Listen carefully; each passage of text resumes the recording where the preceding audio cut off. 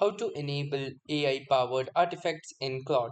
So hey guys, welcome to this tutorial. In this tutorial, I'll guide you through the exact steps on how you can enable AI powered artifacts in your Claude.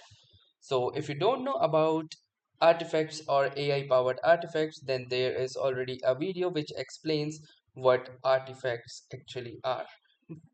But to give you a brief walkthrough, I will tell you again what do we mean when we say artifacts in Claude or Claude code. So artifacts are nothing but basically they are a different part of our work that Claude does. So we can also say that artifacts in Claude are a built-in feature that provides a dedicated side-by-side workspace for creating and interacting with substantial pieces of content. So instead of cluttering your chat with long blocks of text or code, Claude generates them in a separate window where you can edit, view, and also iterate on them in real time.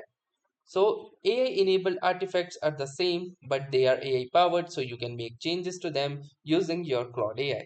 So let me show you how you can enable AI powered artifacts in Claude. So to enable AI powered artifacts, simply click over to your account icon at the bottom left corner.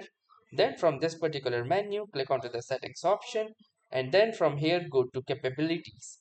Now within the capabilities, simply scroll down, and under the visuals, you will see this toggle of artifacts which you will first need to enable, and once you will enable that, you will see AI powered artifacts.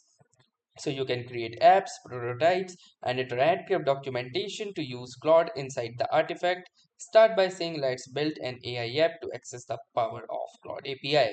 Simply let these two get enabled, and also if you like Claude to generate interactive visualizations, you can simply enable the inline visualizations as well. So that was all for this tutorial.